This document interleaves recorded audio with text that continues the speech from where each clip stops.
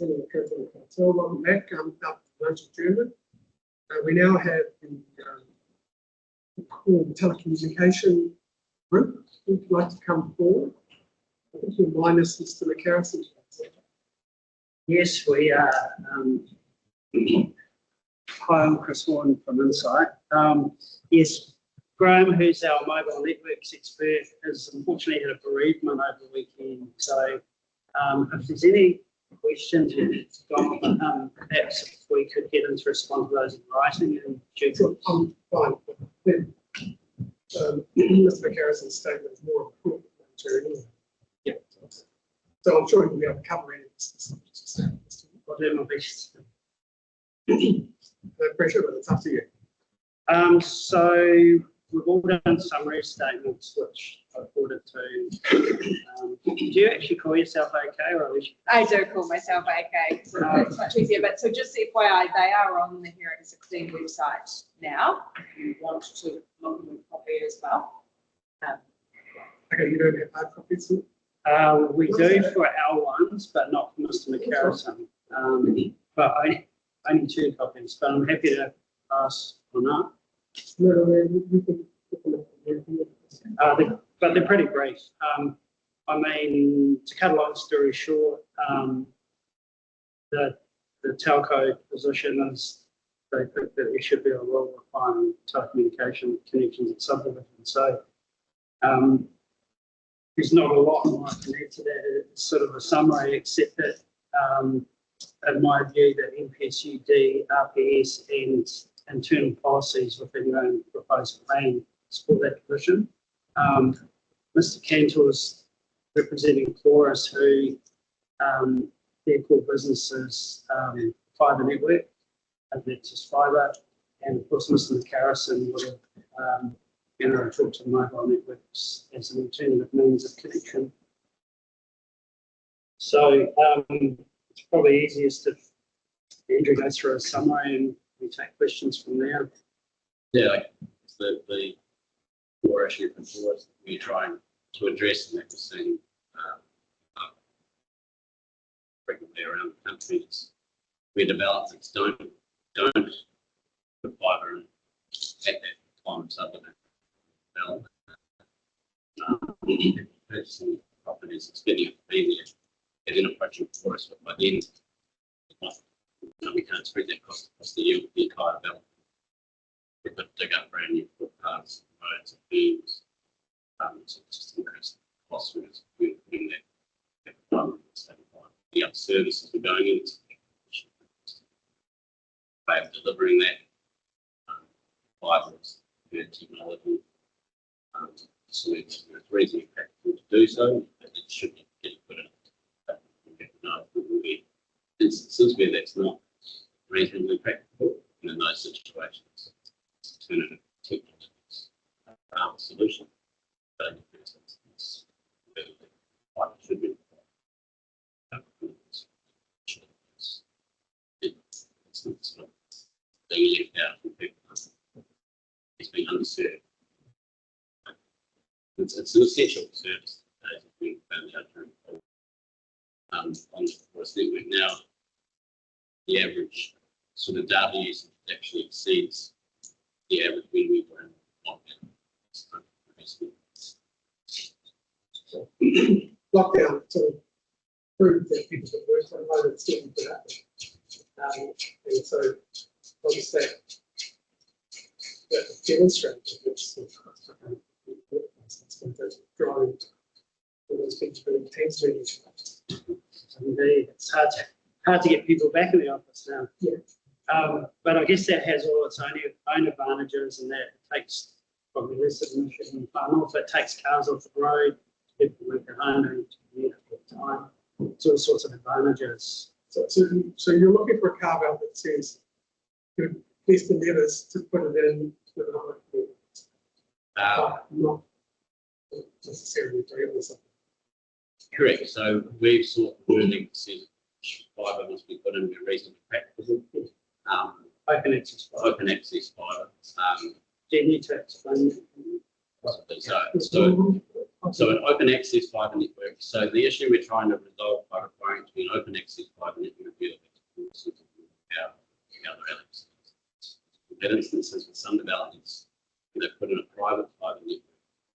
Those consumers are then tied to a single provider. And then we have the same issue. End users are happy that it's service provider.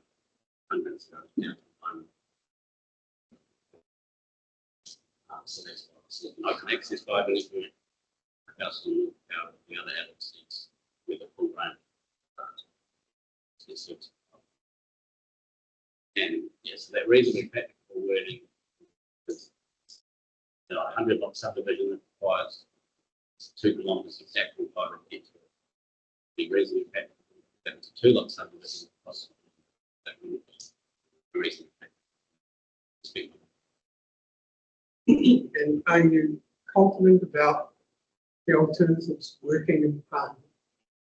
I mean, Given that we're trying to rely on Starlink today, varying levels of success. I'm not sure this could be the right event to sort of prove your case. This was more where Mr. McCarrison would have perhaps been able to assist a bit more. So there's been a lot of government funding or assistance for the open access fibre. That's the podcast for the UFB rollout. There's also been the RBI rollout, which is a wireless version of it in areas where it's not feasible to get fibre.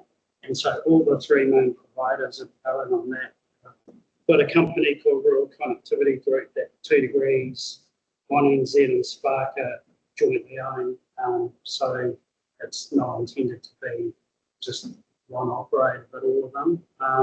But there's gaps, and so that's why in the suggested rule, there's still going to be some instances where there's no fibre and the rural's no good and the Starlink's no good. And the suggestion is perhaps at that point, if it's genuinely not practical to have anything, that it might be reasonable just to have a consent notice so the purchaser knows there's nothing. But that's kind of, the end of the chain of considerations. So the rule that the telcos have put up is largely the same as West Coast Ted Taiputini decisions only came out in the last sort of week, 10 days, or last 2 weeks. And it's almost exactly the same wording that's been suggested here. So I could put assist. I've got some copies for the panel. And So if you could forward an electronic copy to AK, so they can then go on the website.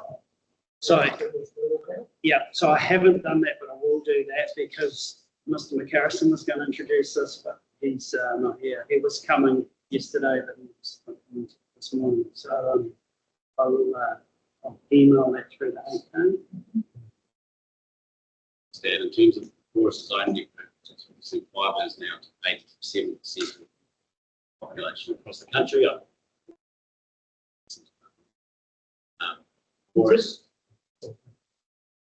would like to see that to get to 95% of the country, but that requires some sort of government assistance. And that final 5% recognised, it wouldn't be viable to get fibre to. That's where those other which also tends to shut down. So alternatives to fibre, there's a couple of goals. I mean, it's still there. Forest plans to retire it by 2030 and for new developments for this topic. Forest won't provide you. So the alternatives are some sort of satellite option Or mobile. or mobile device. So mobile devices for many participants, obviously. Yeah.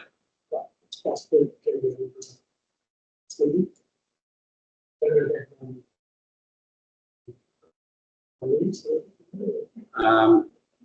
I think some of the prices might be competitive. I guess the fallback from wireless is sort of sharing tower with business. So it diminishes. That's the chorus advertising campaign at the moment. Yeah. So the thing with so if there's no practical open access fibre and you had to rely on mobile, that still doesn't require the purchaser made a sale. This kind of thing. Happy days. With the satellite option, Is there only Starling available? Or are there areas in At the moment, I think in New Zealand it's only started. There are others that plan to launch and I think with that in the near future. Sort of Okay. Well, look, I think what you've done is obviously we're trying to get the reasons. We're trying to build a reason pathway of what the factor to see. Yeah.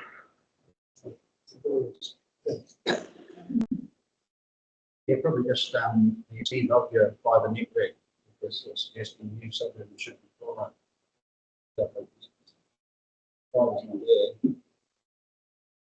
that's why that reason not the reason. Yeah, maps of where it is. It's in whatever, we've just extended it down at Settlement Road, we just sort of extend it there. Most, I guess, the largest settlement. Definitely. There's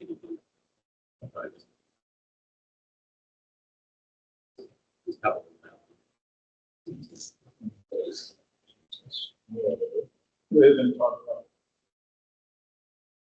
I suppose it really comes down to what reason applicable means. Yeah, Yes. So that would include financial cost.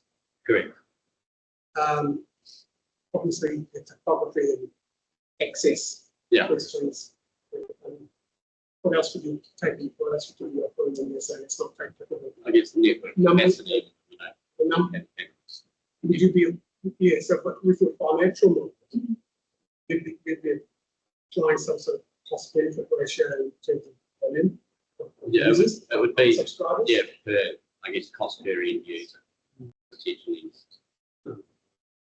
That's a bit possible. So who decides whether it's economically viable? I guess we'll go quote to the developer and it's coming from the developer to say, hey, we don't believe this is practical. It's playing devil's advocate. Developers are eating at cost savings and reason. I mean, they're looking to minimise the cost of the lot. Yeah, correct, which is the issue with that. It's choosing not to put it in. So we'll have that quote available to show to the council that they should be putting.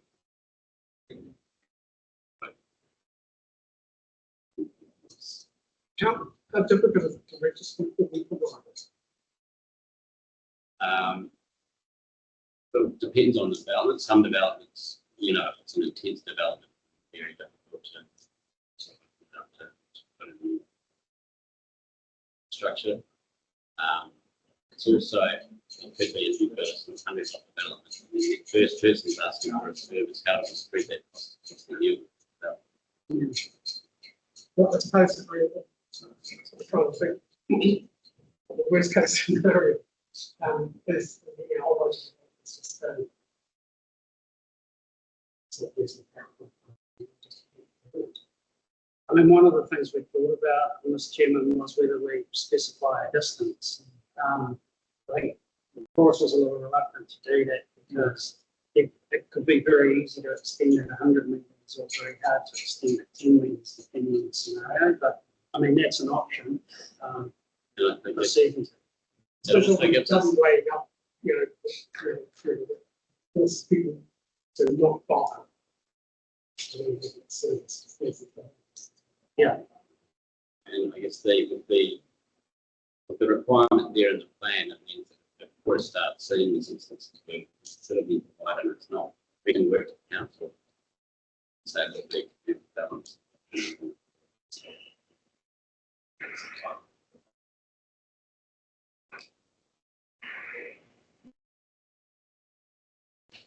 None of this will be the activity status.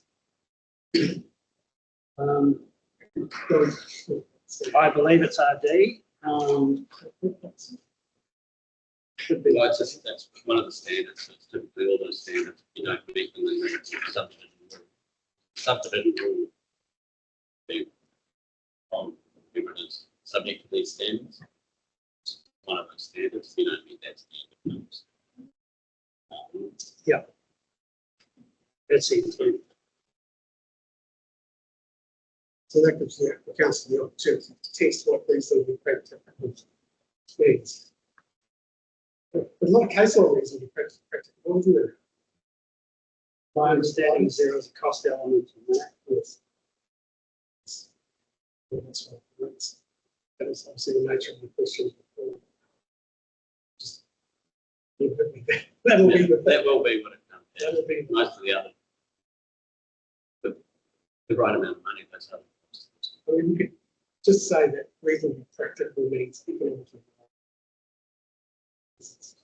To an extent, yes. I mean, at the end of the day, that you get more certainty by just saying thou shalt have it, but then that's going to have unintended consequences where it's just not really practical to do so. So trying to give a bit of wiggle room on that.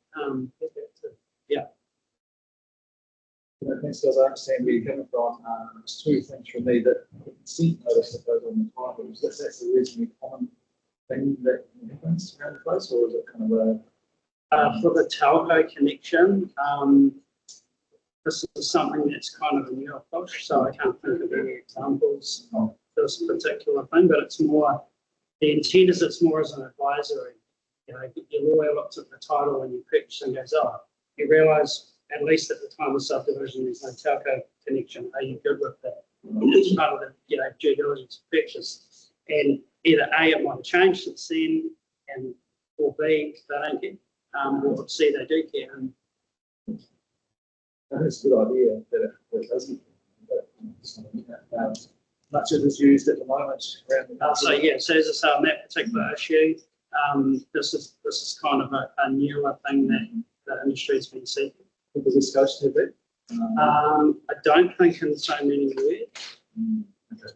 So that was a suggested edit by me on this version of the rule, so that it was clearer that that was an outcome that could be considered. Thank you. My second question was, the rural zones, where it's probably unlikely that it would be viable. Correct. Should that be more explicit in the wording of the standard? It's changed to all zones. It used to have a list of zones. Yeah, this is now we've got all zones. So, I mean, in essence, it's largely the rural. That's not going to apply. Yes, I could you exclude rural? Who's a fiber? And so can you think of any other times? Yeah. Well, if it's not Yeah. there, Some of those settlement zones, so if that settlement doesn't have fiber. So the settlement zone is listed in the rural zone, isn't it? So whilst it is an effect, it only considered to be part of the rural. Right. Okay. I guess conversely, we'd like to capture those settlement zones with fibers. And then in contrast, you've got the rural residential zone, which almost exclusively draws urban areas in the most part. I did say, well, someone would say there's not exception. But in the most part, it's intended to buffer from urban. But it is in essence very much like it. indeed. And so you would want that to be seen. Yes. Possible, yes. And maybe have teaching come up with civil. How you will capture that. Well, I mean, these rural zones and these rural production zones, I mean, We're not going to get a lot of subdivisions. No, we wouldn't want to No. capture those. not for fibre. Notwithstanding the submissions of the people. So it seems to me that even though you zoom it from, essentially a rural residential zone, the central zone, sort of grayish on here. I'd say some will and some won't. Have you encountered this issue yet? And Settlement zones. We have developers up. Yeah, this whole thing of Yeah, like, it's absolutely. just not Yes. subdivisions that occur with this. Far north. Well, I mean, go wider if you need to give us an example. Around the country, there's somewhere, yeah, I mean, there's definitely areas where development's happening, it's just so far from the technical scale. So,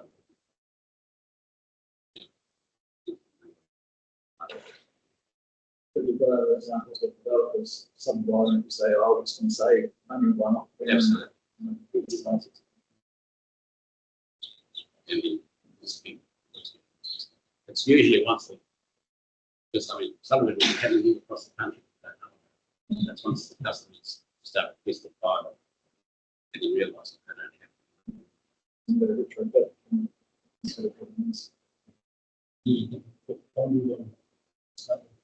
So they're being serviced else developments. The big power, all of those power overline. Yeah. So presumably, someone's putting in a pipe somewhere. Yeah. It's cheap. Yeah, so it's not as a final trench. Correct. If you're trying to grow your network, you've got fibre everywhere. Just consider a town like Hobart, Yeah. there's a new subdivision there, done before extended it. Would that make it simpler, cheaper, or you just not interested? For a new, Yeah, for the fibre extension. Imagine anywhere, you take any settlement that's growing down the outskirts. Yeah. Subdivision down, fibre's not down there, but the concrete got. yeah.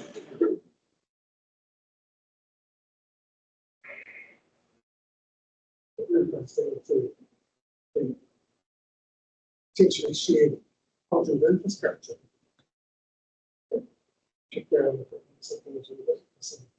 One of this, it's big enough to take a uniform 5 cables from. I believe that That's an it's easy. a FNDC running. Oh, it's a Yeah, so that conduit will go in the same trees. okay. Can't just have like a bridge pipe that. Yeah, on the meter.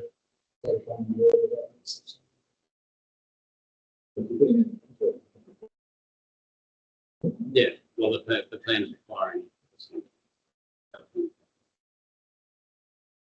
Because then if the customer wants it, it's there on the road. They don't really have to get a distribution cable all done, they can just connect to it. So while we've got you here, I'll see if the council officers have got any questions. Through the interview to help them understand. Any questions? Do you have any sort of initial feedback you'd like to submit in the room? Concerns, maybe having you? I think that that's a strong case. There's potentially merit in this part. Yeah, I guess I do struggle a little bit with a judgment exercise using particular productivity a little bit. Not to say that It is control, so it's control, because we were asking before whether it's restricted discretion. if you were to comply, it would be controlled, but you'd still have to undergo that assessment. I think it would be, yeah. So if you didn't in your work trip, you would put to RD. But even the assessment is a value-based judgment. It's not even, say, for example, you differentiate it from engineering compliance, where you would make a judgment at that point in time. I think there's a slight difference in terms of that value judgment and black and white, and whether it's transparent. So that's a technical perspective. Yeah. I mean, that's sort of the natural questions I was asking is, who decides what's reasonably practical? It's really comes down to finance. So I mean, put that aside, that's a particular matter. Yes, we do have quite a diverse range of development, and not every development has a bespoke zone that fits their particular needs, genesis, origin. We're applying our current lenses of a relatively narrow range of zones over what we have in these bits. You know, I think that there may be some specific zones or areas that we could include, but there may be some that we could say there's no settlements in this. So when it comes to perhaps a place like Freeze up the road, just Huts Farms, for example. Toby Bay, for example, that might be as nice a fit. But a lot of these sites, for example, that are on the South Highway stuff, where there were probably would be a fit. And if there is a polishing, I guess, targeting, that might be worth considering. Perhaps, I guess we could probably be a little bit more pragmatic, but we possibly require some feedback also from this proposal. So test our assumptions.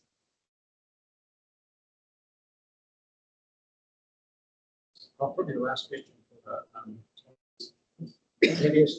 Have you actually asked developers, have they established any price point for anything?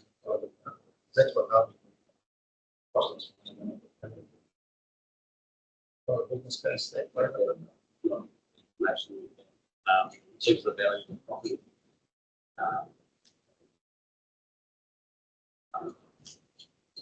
I guess because if people are expecting it, they're back to the winter requirements, which is finding out after the purpose.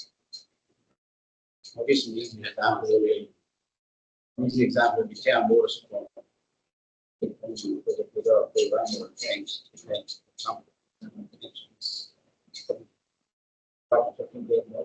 I guess for those initial purchases, those more sensitive to the need for waiting time, they've got to find out in they'll be future capitals and due diligence. Great, no, thank you. It's been a good discussion, and thank you very much for making the effort to come up here and present to us in person. Debbie, please stop. We might not be going home, but Chairman, could I just throw one more comment in the mix while we're still here? Just picking up on James's point about zones and whether the approach should be polished, but not necessarily apply to every zone. If you're going to go down that track, my suggestion or preference would be to say all zones except for XYZ rather than XYZ zones. And the reason I say that is there's plenty of examples around the country where you do a district plan review and there's a list of zones and you're comfortable with the outcome. Queenstown is the example that comes to mind. And then 5 years later, they do a plan change and they introduce 3 new zones. And a disparate section of the plan that only referred to XYZ zone doesn't refer to the new zones. And so if you've got all zones except, that automatically captures that, as opposed to if you've just listed the zones that applies to and others get added and that gets missed, they can fall into a black hole. That was my comment on that. Yeah, completely acknowledge that point. Ideally, it's the sort of thing you should review when you're heading zones. It's exactly the sort of thing. We can consider that. I think we're still perhaps juggling the idea of compulsory services or investment on the basis that there are potentially some alternatives available. So I don't think we've landed on a position yet, but we've heard the telcos that I've said today. And Mr. Baxter will respond or maybe ask questions if we need to of the telcos. If we can approach them if we need to. We've got a couple of weeks before written right reply, so we always encourage if there's further dialogue that you'd like to have, council officer, we'd be happy to allow that to happen. Okay, thank you. And then that can then be topics with council officers. Wrapped up into the right reply. I don't think you've introduced anything new in the sense that we're covering some issues. So if you want to introduce me to clarify any evidence and things. Chair. Well, thank you. Well, thanks, Chris. Thank you. Thank you. That's all the discussion.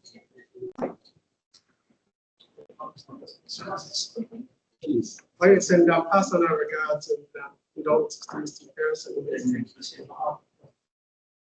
the panel and this stuff.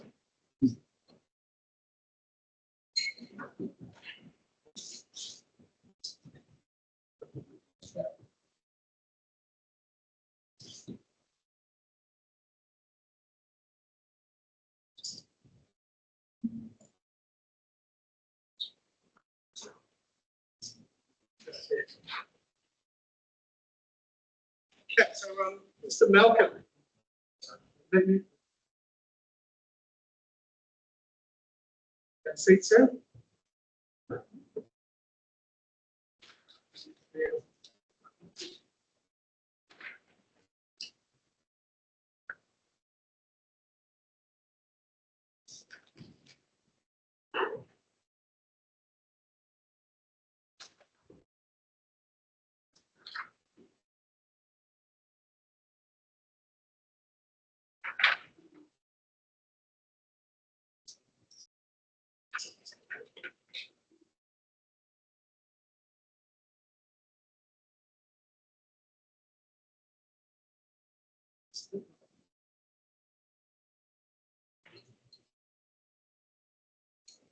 Good afternoon, Mr. Malcolm. Welcome. Good afternoon. Welcome to your presentation here. Yeah, look, seemed to be a bit of a hiccup. I prepared a PowerPoint presentation and I thought I'd send it through to Alicia, but unfortunately there seems to be some sort of hiccup, so it never actually got me. So fortunately I actually prepared a hard copy. There are two issues which I'd like to address. The first is lifestyle blocks in rural areas. They're the way I see it, they're quite beneficial for older farmers and their families. It's also beneficial for family members working on family farms. So if you've got a farm where you've got half a dozen family members there or family members working there, often if they can have a lifestyle block on the farm, I think that's quite beneficial. It means that they've actually got some sort of security apart from the actual sell. I think it's also beneficial for rural workers as well, because if they can actually, a lot of rural workers actually go through and they work from farm to farm and so on. So basically, when they move, they basically don't have a house as such or a plot of land. Whereas if they've got an opportunity to buy a lifestyle block, it gives them sort of financial security, independence, bit of work flexibility, and the connection of the area as well. So, from my perspective, lifestyle blocks in rural areas help reverse the current rural population trends, help reverse labour shortages in the rural areas, lead to greater investment, which in turn can enhance rural productivity.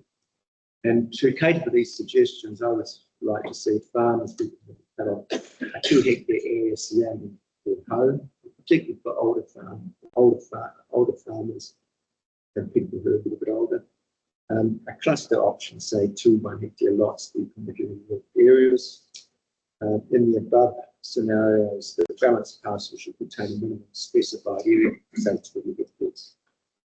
And in order to protect the productive capacity of any smaller lot size, should be less productive land or adjacent to existing small blocks. So that's just dealing with the lifestyle blocks in rural areas. The other issue is rural boundary adjustments.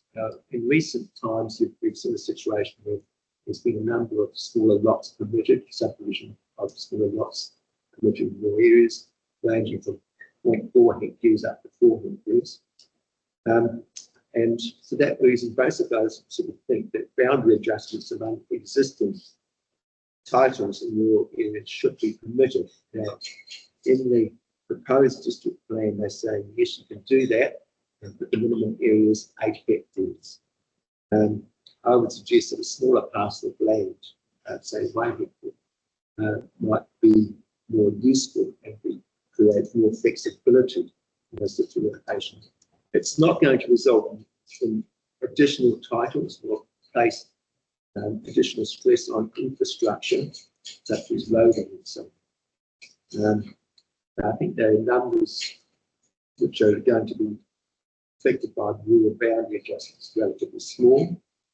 And I think there's unlikely to be major issues with worse sensitivity. And I think it will encourage land use flexibility and thus lead to greater investment in enhanced rural productivity as a benefit in the whole community. And so if you've got a situation, say, where you've got 20 hectare blocks alongside each other, one person says, look, I'd like to increase the area so I can actually make better financial use or better use of the machinery I've got. I'm increasing the area to say 39 hectares, and the other neighbour wants to say, look, I'm happy with 1 hectare. I think it should be a flexibility along those sorts of lines. So summarising, I think that basically lifestyle blocks in rural areas provide many benefits. Farmers have been permitted to cut off up to 2 hectares surrounding the farm. A cluster option, 2 1 hectare lots to be permitted in rural areas, ideally adjacent to existing smaller lots on less productive land. And both of the above scenarios, a balanced parcel should contain a minimum specified area, say 20 hectares. Now, as far as the boundary adjustment, some of that is concerned, I think boundary adjustments along existing titles in rural areas should be permitted. It just gives greater flexibility, and it has the ability to enhance flexibility and potential productivity. And for that reason, I think the minimum area should be 1 hectare, not 8. Thank you. Thank you. So even though PowerPoint wasn't here, this was through the highlights. And your argument is quite concise and what was there. When you say rural areas, I sort of get the feeling it's a bit of a rules reduction zone. That's correct, yes. This would be a rule to apply to rural productions. Reduction zones, yeah. As I said, the important thing is in that situations that if you have boundary adjustments and have some sort of flexibility, it's not going to put any additional pressure on the infrastructure. It's not going to basically lead to an increase in titles. It's just basically just being flexible and allow people to actually go through and perhaps optimise what they actually can. Instead of going out and having been forced to sell, neighbours are agreeable and might sort of say, okay, I've got, I can go through and buy part of the neighbour's place. And the person alongside, the neighbour might say, look, I'm tired of going through and trying to go after 20 hectares and so on. I'd be happy just looking after 1 hectare. It just gives that flexibility. Yeah, I take it from the boundary adjustment proposal that at 1 hectare, you could end up achieving a lifestyle subdivision through a boundary adjustment. Exactly. So if you had 2 titles at 10 hectares, using your you would have 1 19 hectare. Exactly. 1 hectare. And I assume the rationale is the increased productivity for the 19 hectare lot. I said the massive productivity. Exactly. That's a reason fine. Yeah. Okay, thank you.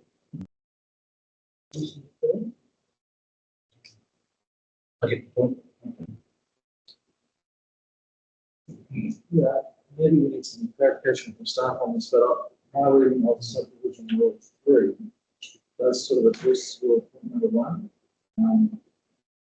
The control activity of subdivision and existing residential unit in the rural production zone where it's been legally established. With the dates and go down. We can put that into an 30 years, along the balance that's 40 years, or something that's is that kind of what that's At least a good sense of London. so it's been existing ground very well. This rule is for an existing residential unit or residential unit that further Sorry, so the rule is around the existing residential unit where legally established or as a building consent granted. So it's really difficult. So is that the scenario that Mr. Malcolm's talking about? It potentially could be talking about a vacant lot. That's the thing. So if you've got, say, for instance, two vacant lots. This is what number one. So basically, you could have a situation where you've got one vacant lot and dwelling on the other. You could actually have a situation where perhaps some larger lot, basically they might survive part of the allotment with no dwelling. All right. So it's good. I think you just need to have some sort of flexibility. I don't think it really makes a big difference. I think you just have flexibility there in terms of it could be two vacant as well. But if you've got a vacant lot, there's no reason you can't go through and put a dwelling on either one. Yeah.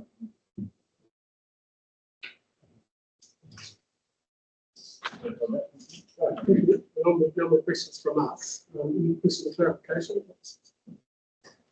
I think it's pretty clear. I mean, we hope that which is that additional provision that was not addressed by the submitters today.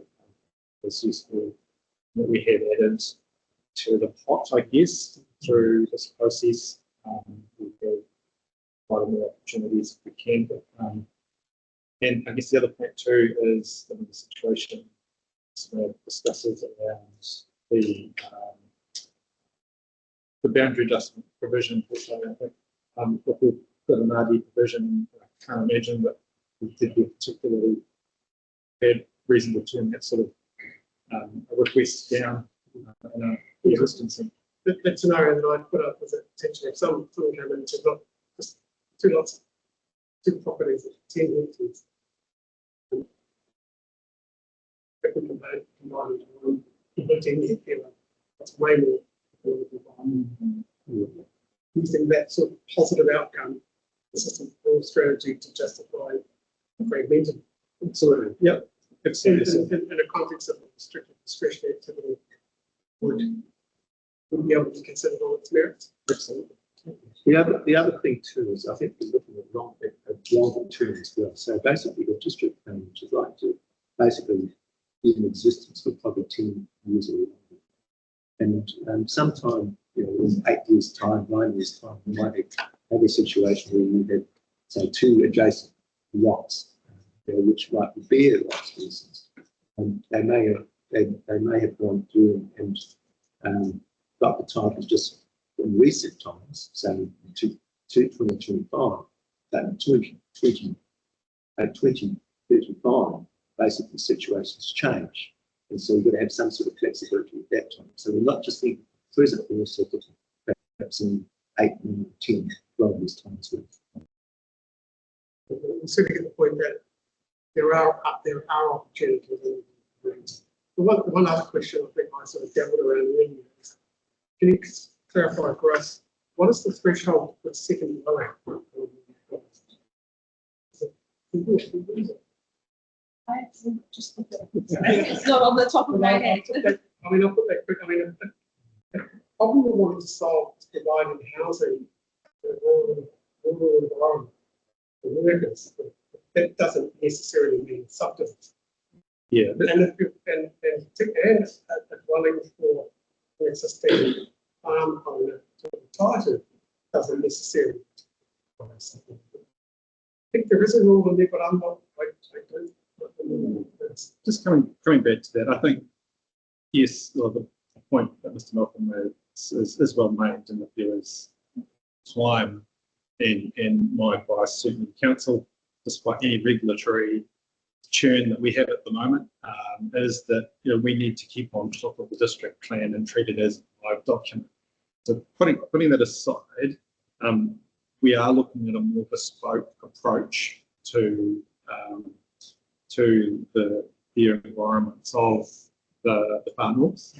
So as part of that, we'll be going through, again, I mentioned this I think last week 4 emergent tracker days, Mr. Chair, around the district-wide spatial strategy, which will look to identify those shortfalls and discuss potential options moving forward more specifically and more targeted way than perhaps what the PDP does currently. So there's a commitment to be more reflective and responsive where we can be to specific parts and specific classrooms with fine-grained parts of the family, acknowledging some of the points around worker accommodation, availability, etc. as well. So what I would say is we have an answer. We're looking to refine that answer as we move forward and the document that is we look at as being part of our project. Yeah, the minutes on residential activities 1 minute per 40 hectares, and then the tips of discretion. Yeah, discretion is 1 per 8 hectares, but that does not include the one residential unit provision as well. So that could be another. That's very extensive. Correct. Thank you for reminding me. Okay, then thank you very much, Mr. Michael. I think we've had a really useful discussion today. Thank you very much for your And time. yeah, we appreciate you turning up here in person and presenting. Thank you. Thank you. Yes, thank you. Okay, Mr. McPhee, you're representing a range of submitters today. I am chair. Want to round them up?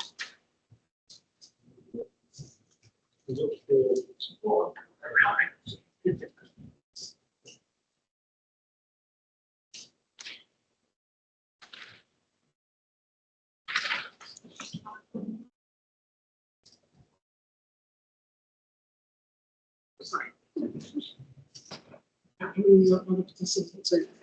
I think there's one.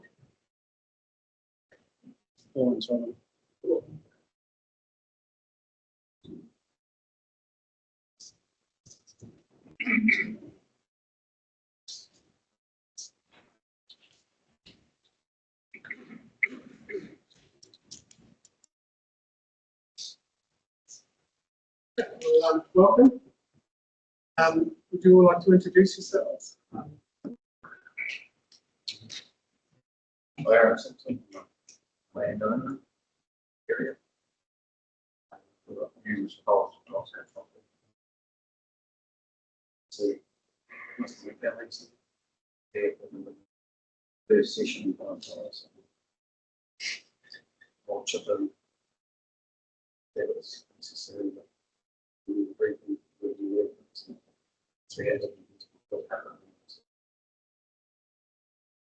Gary standards of what was there, beef road. These guys. Safe, surely.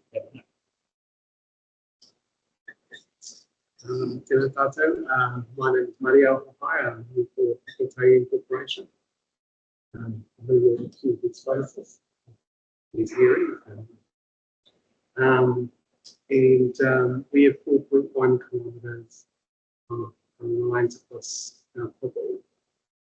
Here in Livermore, we have 2 investment farms, and they were purchased because they had subdivision potential.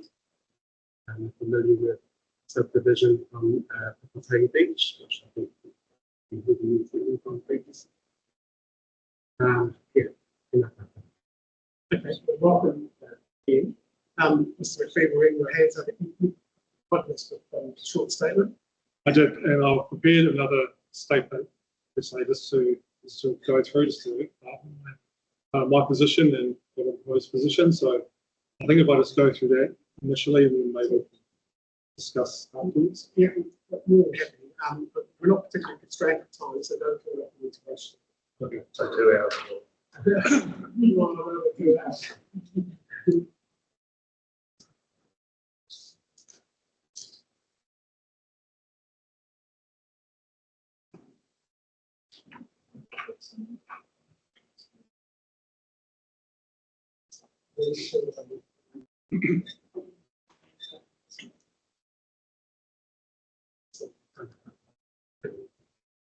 Just waiting for Yep. it's also easy to as well.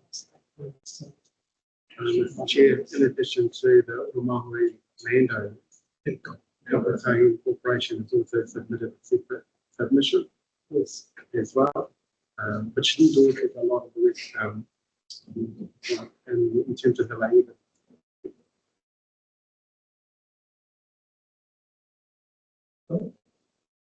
Well, thank you, Mr. Fee. Your hands now. Thank you, Mr. Chair. So my name is Andrew Christopher McPhee. I'm a consultant planner and representing the planning evidence on behalf of other Maui landowners set here at 11, and the structure that was on 14th of April earlier in the year. I've read minute 36 of the hearing panel dated 22nd of October 2025. I acknowledge and concur with the panel's view that matters relating to Rule Sub R10 have been considered in detail at hearing 11, should not be read again. The purpose of this brief is not to introduce new evidence, but to provide a concise written summary of Maui landowners' established position, directly responding to the evidence from Top Energy, which seeks to relitigate the activity status of Rule Sub R10, a matter extensively canvassed and believed to be appropriately resolved by the reporting officer's right of reply of Rule 11. Top Energy's attempt to re-argue the activity status of Rule Sub R10 in this hearing potentially raises procedural issues, as the substance of this rule was fully canvassed in hearing 11. My concerns about this approach align with the principles the panel articulated in minute 35, dated October 20. In that minute, the panel declined a request from other parties to introduce new material after the relevant hearing closed, stating that to do so would effectively give submitters another bite of the cherry after the relevant hearing had been completed. The panel further noted that such an approach raises issues of procedural fairness and natural justice because other parties would not have the opportunity to respond. I believe this is the situation here. Allowing Rule Sub R10 to be relitigated is procedurally unfair to those who participated in good faith in hearing 11 and considered the matter heard and addressed. Just in terms of the distinction between national grid and regionally significant infrastructure, it is fundamental to understand the planning hierarchy and regulatory differences between Transpower's national grid and Top Energy's electricity lines, defined as critical electricity lines. The national grid is an asset of national significance, explicitly recognised and provided for by the National Policy Statement on Electricity Transmission. This higher order statutory instrument directs a high level of protection, which justifies the more stringent, restricted discretionary and non-compliance activity status in Rule Sub R9. Top Energy's critical electricity lines, while important, are defined as regionally significant infrastructure under the Northern Regional Policy Statement. They are not subject to a national policy statement. The regional policy statement provides the primary direction for their management, which allows for a different, more tailored regulatory response. Equating the two for the purpose of setting activity status is, in my opinion, a poor planning approach. My position, as presented at hearing 11, is that the district plan should not impose provisions that go over and above established national regulations without clear justification. Method 5.3.4 of the Northern Regional Policy Statement is critical in this context. It directs regional and district councils to reduce constraints on the operation, maintenance and upgrading of regionally significant infrastructure by appropriately using regionally and nationally accepted performance standards. The relevant nationally accepted performance standard for managing development near power lines is the New Zealand Electrical Code Practice for Electrical Safe Distances. Purposes of the rest of my statement on for the NZECP. This document provides the authoritative technical requirements for ensuring safety and operational integrity. Crucially, Top Energy's planning expert, Mr. David Benham, has now formally conceded that this national standard is the appropriate benchmark for the rule. In his evidence for hearing 16, he states, I now agree with the revised wording of clause 1, which specifically references the safe distance requirements in the NZECP. On review, I consider that this wording is clearer and more appropriate. Excuse me. This concession is significant. There is now agreement between the parties that the condition of the rule should be a straightforward technical assessment against NZECP. It is therefore illogical, in my opinion, to then apply a restricted discretionary activity status. If the key assessment is a technical compliance check against a fixed national standard, the most efficient and appropriate planning pathway is a controlled activity. By way of example, the control standard would confirm via a site plan that all proposed building platforms within a subdivision application comply with the safe distance requirements of the NZECP. This approach fulfills Regional Policy Statement Method 5.3.4 for both parties, as it ensures no subdivision can be approved under the control standard unless it first proves it meets a national standard safety standard. This reduces the constraint on top energy in an objective way. It gives the landowner a clear, technical and non-subjective pathway to develop their land. They are not subject to a broader discretionary process where additional non-technical measures could be imposed. Conversely, a restricted discretionary status will allow council and potentially top energy as an affected party to seek concessions beyond what the national standard requires. The regional policy statement tells us to use the national standard, and the NZECP is that standard. Top energy seeks a non-compliant status where compliance is not achieved, arguing this is necessary to give effect to the RPS directive to avoid reverse sensitivity effects.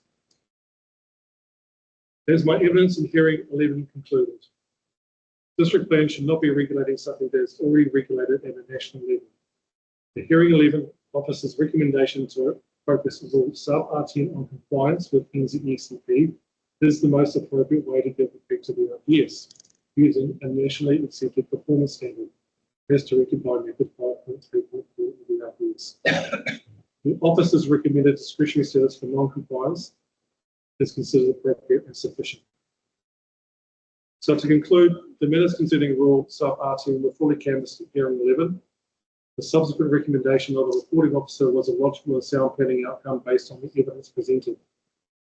Top Energy's expert has now agreed that the use of NZECP is the most appropriate way to frame the rules condition.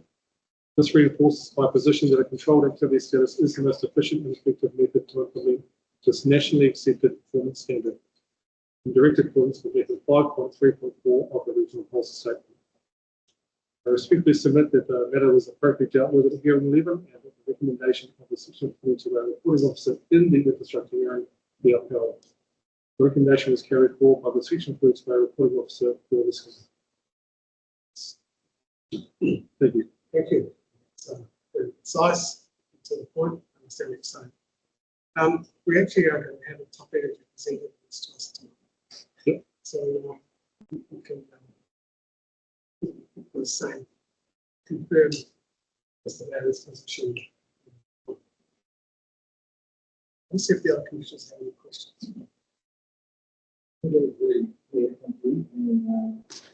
Basically, what we're saying is what's in the regulator report that's got the with. Yeah. And just the security solutions that's Correct. Correct. Although I do agree. Well, sorry, Mr. Bannerman's evidence for 16 was also agreed with the standard for reference back to the standard. Especially with the persons. We actually chair hearing. You did. 11. Correct.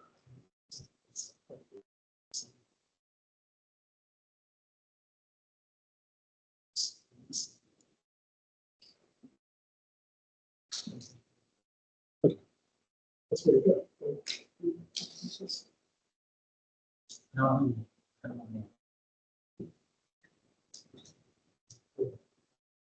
good. I understand. I wasn't aware of the agreement. Yeah, no, yeah, that's sort of that's a conferencing between two of them. There was no conferencing. It just was in his evidence for hearing 16. The point of difference now is the activity status. So 42 report right of reply recommended controlled activity status for subdivision under sub-R10 and discretion for non-compliance with the controlled standard. Whereas Top Energy is now seeking reference back to the national standard, but instead of controlled, it's restricted discretionary. Restricted discretionary. Correct. So then we want to go up to restricted discretionary and then non-compliant and non-compliance with And you look there, what are they restricting their discretion to? So Mr. Bennett said this. Cheers. list.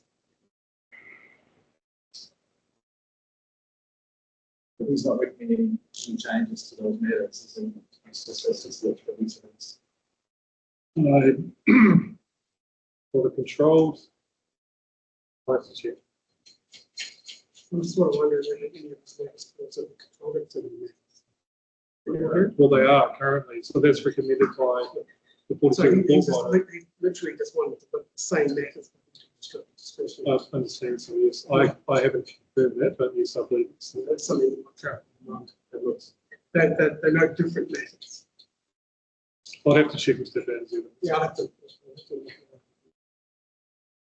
So the big jump is Correct. They're all, Jim, My point is, like, there's a national standard in place, and that should be the test. If you meet that test, Yeah, just with the changes that are there, if I go back to hearing 11, I'm going to set that to 35 metres.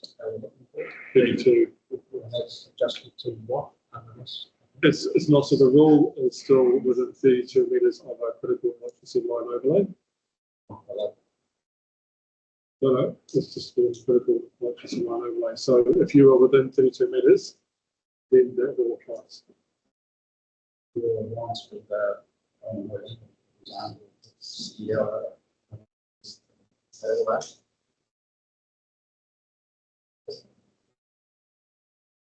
and the second question, probably the chair will ask them members. can say any further questions or clarifications or comments that you'd like to send back into the submitter at this stage? I think it sounds like we're aligned. I don't see you being very far apart from all those council offices. It all comes down to Mr. Banner's tomorrow. I'm happy to provide a copy of that statement. I just read. Yeah, That's helpful. Yeah, was that from your hearing amendment? No, that's just a statement I prepared for this hearing today. I did prepare a hearing statement, which is online. This is Your second. well, it is because I wasn't aware that we could relitigate. It's already been heard, so I saw that. This is a statement you've written after the minute. No, after seeing Mr. Benham's evidence for this hearing. Well, let me just email it. Okay. Yeah, sure. Thank you very much. I don't think any more comments from the other gentlemen. You happy with what Mr. McPhee said on your behalf? Yeah, no, I guess the other thing is because there isn't what I understand is there's an attempt to relitigate something that was previously set up. I also want to raise, I know this is not the forum for it, but the natural justice process that was ignored. And so we raised a lot of that in hearing 11. Notification, we still continue to hear from landowners who never were notified on the proposal and to go through their property to apply the subdivision rules. And so, I just hope that it's also weighted because it shouldn't be able to be relitigated without. And so the status quo should remain until, the notification can occur and also due compensation can be awarded because it's an upgrade. It would be an upgrade if we can achieve it. But you're happy with the process that's coming out on the 36th that we can to be heard today. Anything else, Stephen? Yep. You better go on, so the reason I say that because what's being proposed statement is technical. The electricity policy statement 2016 is actually for national grid major transmissions, 10 kVA. That's what it's actually for. And district council, I know, regional policy have got their hands tied with classify those 73 kVA as critical electricity. Got no option. So the original hearing commissioners, I can understand, one, they pushed it back to national standards. That's what they did. But they've never intended for that. If you actually do the original submission from Transnet, they actually said that. They stated it wasn't for local distribution companies, which obviously top into which it is. Then you go back to the original plan, states in there as an original evidence, read it through. Unfortunately, I haven't got here for you, but method 5.3.5b. District council must include the electricity transmission grid and district planning units, consistent with policy 12 of the national policy statement. The electricity transmission there may be value in including other regional significant infrastructure from district and regional planning units. However, there is a risk. Now, after that meeting we had on mine, started ticking over. From the regional policy, they've got a criteria to identify regional significant infrastructure, in particular, power lines in this instance. Now, I say it's four. The methodology involved in the group had four criteria there, hopefully Andrew can run it up. And the main criteria behind it, the main idea behind it is actually resilience. And as I pointed out to the original commissioners, very our particular area has got two 30 kVA lines running each place. The only place in the whole of the farm that hasn't got that reduction power cut. Now, that's resilient. So why should you have all the other criteria down below? Methodology and the whole thing is wrong. And as a consequence, we're actually penalised. Now, the reason I'm sitting here, I wouldn't whole lot get what I've got. We've got quite a large farm, got lines running through our farm. We've got areas, we've got two lines can do that. I find it highly intrusive. And to me, my opinion, my own personal opinion, we're just getting taken advantage of. We shouldn't even be here, because that's not what it's set up. As Andrew said on numerous occasions, these national standards in place. You know, I'll give you an example. We just had a massive storm as our power gone. No, it hasn't, has it? So they're doing a damn good job. As it exists. But yeah.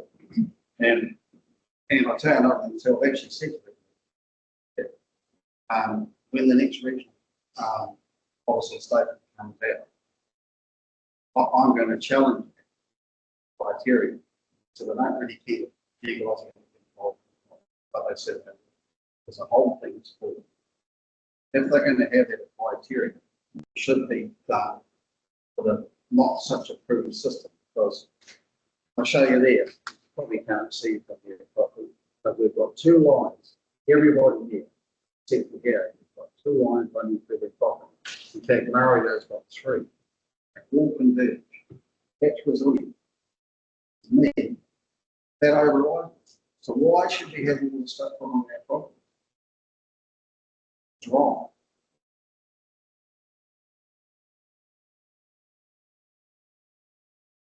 Anyway, that's what I say. Well, thank you.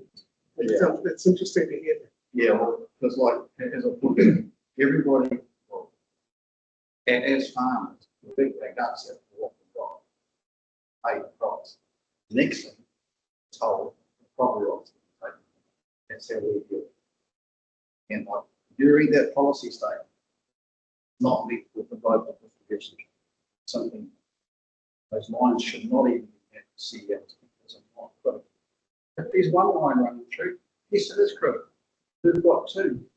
Why don't they identify things such as just too crude? Mario's situation, 3 lines, 32 metres each side, that correlates to 64, and when you times it by 3, it's 192 metres. Yeah, but 192 metres. if we were properly notified and we had the opportunity today, the group standing in front of you would be much better. Because of the lack of notification since, and there's a lot of Māori owners, a lot of Māori landowners who have since been made aware of this issue and they don't like it. And we're trying to send a message back to Top Energy, don't try and circumnavigate Māori owners by going to iwi, but going to the runga. They don't speak to the landowners, so you go back to the landowners. And so, but that's just, and as well as farmers, people just aren't aware of what was proposed with this. And we're just a small group with 17.5 kilometres of lines for our 2,500 hectares combined that picked up the ball, and really it was Aaron who picked it up. And so this group would be much bigger. Yeah, and like, we're happy with the original building blocks. I know the district council, Mario, didn't really understand, but the district council actually has got the hands. But the thing is, step back now, put more stuff on. Wasn't good for me, there's acknowledgement that I'm saying. So you look at this, very prudent for what the original council. That will be challenged. Anyway, that's true.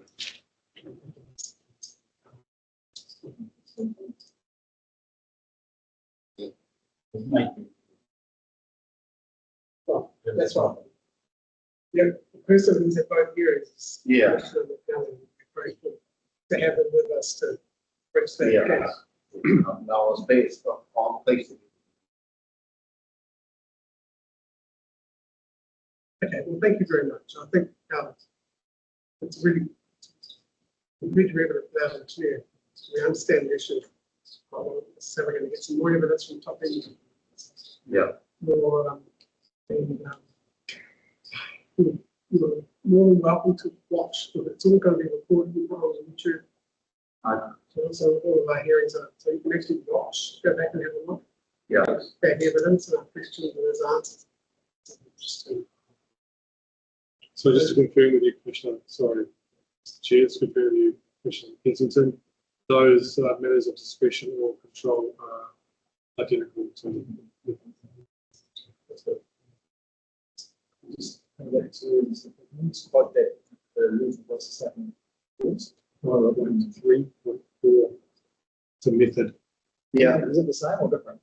No, it's different. What I'm talking about is 3.5.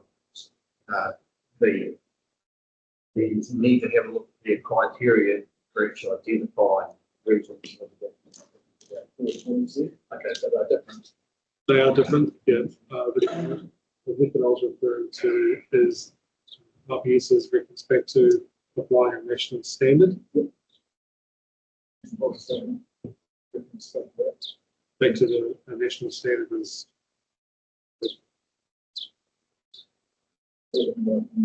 Yeah. Yeah, I'll say I use, but the methodology is crude, it's food. Should be sort of done a matter of business, but a lot of them done for 4 criteria. And if it's only any one of those ones meets that criteria, then it's